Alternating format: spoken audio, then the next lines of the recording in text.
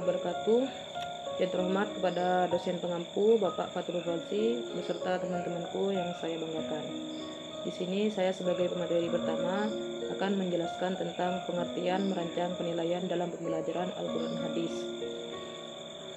Merancang menurut KBBI adalah mengatur segala sesuatu dan juga merencanakan.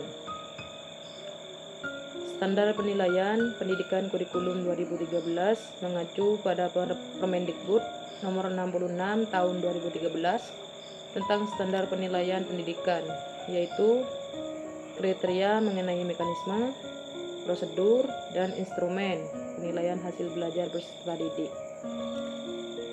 Penilaian adalah bagian dari kegiatan pembelajaran yang dilakukan untuk mengetahui pencapaian kompetensi peserta didik yang meliputi pengetahuan, keterampilan, dan sikap. Pembelajaran merupakan proses dua arah, mengajar, yang dilakukan oleh pihak guru sebagai pendidik, sedangkan belajar dilakukan oleh peserta didik atau murid. Jadi, merencanakan penilaian pendidikan Al-Quran Hadis adalah merancang atau merencanakan dari kegiatan pembelajaran yang dilakukan untuk mengetahui pencapaian kompetensi peserta didik yang meliputi pengetahuan, keterampilan, dan sikap pada pembelajaran Al-Quran Hadis. Baik, cukup di sini. Saya pasrahkan ke materi selanjutnya. Assalamualaikum warahmatullahi wabarakatuh. Bismillahirrahmanirrahim. Assalamualaikum warahmatullahi wabarakatuh. Saya Rahmawati, pemateri kedua dari kelompok 11, di mana di sini untuk memenuhi tugas mata kuliah pembelajaran Al-Quran Hadis yang diampu oleh Bapak Fatul Razi MPDI yang sangat kami hormati. Di sini saya akan menjelaskan sub ke B, jenis-jenis merancang penilaian dalam pembelajaran Al-Quran Hadis. Di sini ada 5 jenis. Yang pertama, jenis formatif, yakni penilaian dilaksanakan pada akhir program belajar mengajar untuk melihat tingkah laku keberhasilan proses belajar mengajar itu sendiri. Dengan penilaian informatif diharapkan guru dapat memperbaiki program pengajaran dan strategi pelaksanaannya.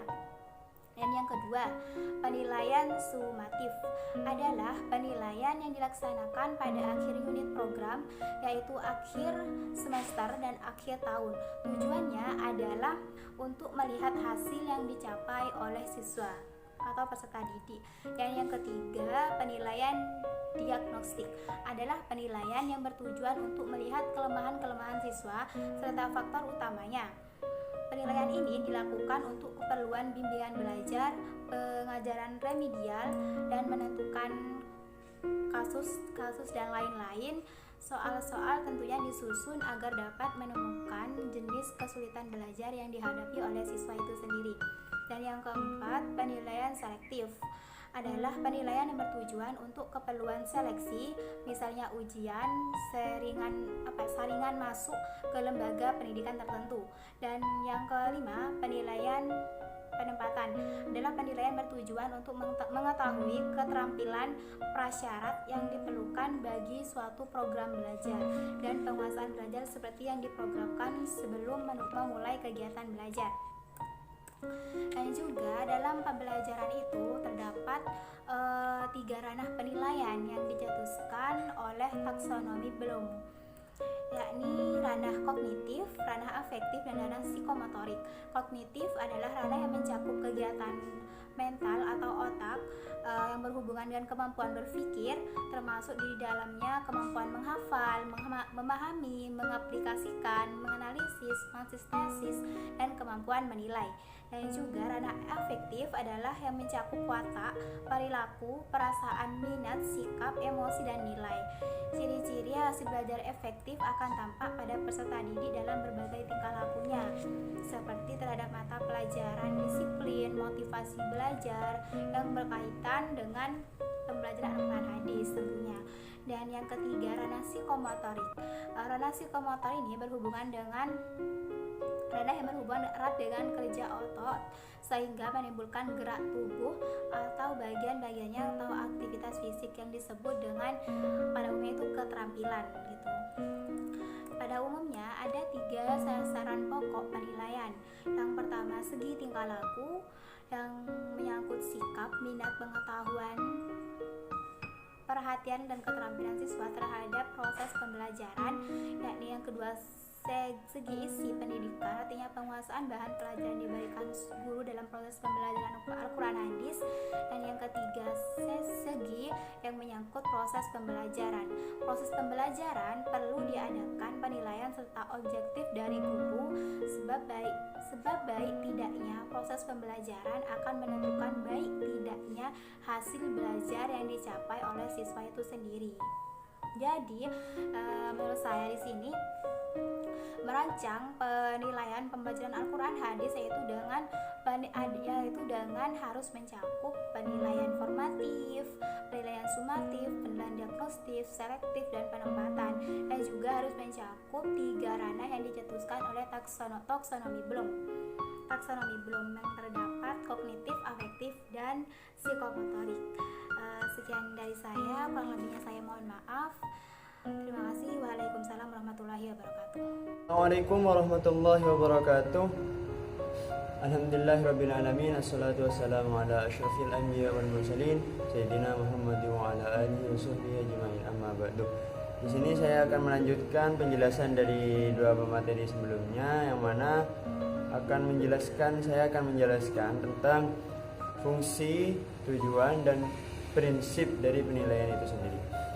Yang pertama adalah fungsi. Fungsi dari penilaian itu ada 2. Yang pertama fungsi formatif, di mana dalam hal ini seorang guru atau pendidik itu menilai untuk memperbaiki kekurangan dari hasil belajar peserta didik. Yang kedua fungsi sumatif. Fungsi sumatif dari penilaian itu sendiri adalah untuk menentukan keberhasilan dari belajar peserta didik, baik itu dalam kurun waktu 1 semester ataupun 2 semester seperti itu.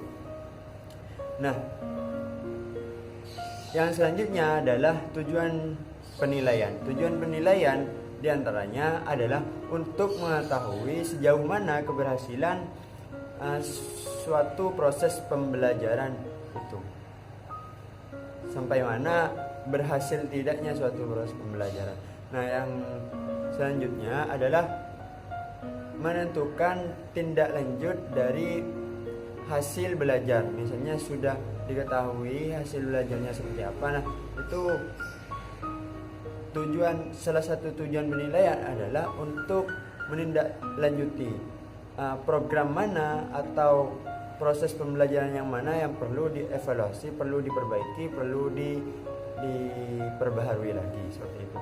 Nah, yang terakhir adalah tentang prinsip dari penilaian itu sendiri, yaitu ada 4. Yang pertama adalah prinsip integritas atau menyeluruh,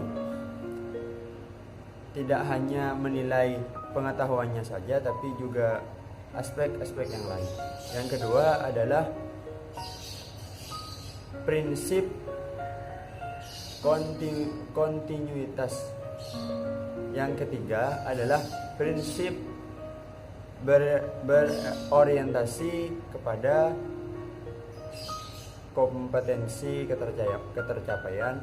Yang terakhir adalah prinsip objektivitas. Mungkin hanya itu dari saya. Kurang lebihnya saya mohon maaf. Wassalamualaikum warahmatullahi wabarakatuh.